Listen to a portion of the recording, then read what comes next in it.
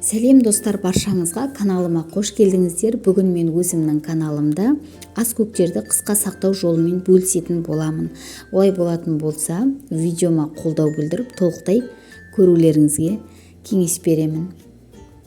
Міне барлық ас көктеріміздің барлығын жақсылап, араларының барлығына су тиетіндей етіп, жақсылап жуып шығатын боламыз.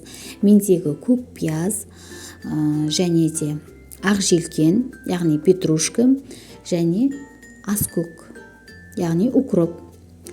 Міне достар, барлығын жақсылап жуып алдым. Ендігі кезекте осылардың барлығын рет-ретімен жуып шығатын боламыз. Міне достар, көріп тұрғандарыңыздай мен сабақтарын алып тастадым. Енді осылай барлығын бірнеше бөліктерге бөліп, жақсылап турап шығатын боламыз. Каналыма тіркелмеген болсаңыздар, каналыма тіркеліп, видеома лайк басып, қолдау білдіріп отырыңыздар. Достар, мен тез кебу мақсатында қағаз төсеген болатынмын. Сіздер де солай жасаңыздар, немесе мата сүлгі төсеп, суын сорықтырып алсаңыздар болады. Көк жуамызды да турап шығамыз. Осындай артық жиектерін, бөліктерін алып тастаңыздар және жақсылап турап шығамыз.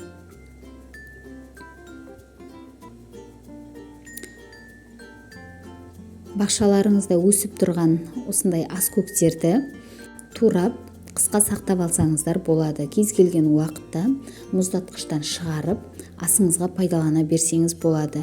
Міне достар, біздің ас көктеріміздің барлығы толықтай кепті. Енді осылардың барлығын бір реттік контейнерлерге салып, мұздатқышқа сақтайтын боламыз. Міне бір реттік контейнерлер өте арзан бағада тұрады. 20 немесе 30 теңге көлемінде, одан қымбат емес, яғни ол көлеміне байланысты кез келген моющий дүкендерде сатады. Міне достар, барлығын осылай контейнерлерге салып шықтым. Енді мұздатқышқа салатын боламыз. Міне мұздатқышқа салған ас көктеріміздің барлығы толықтай қатқан достар.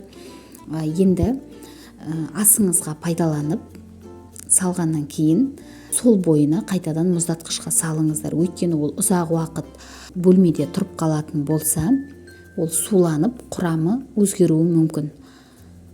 Видеом ұнаған болса, лайк басып, каналыма тіркелуді ұмытпаңыздар.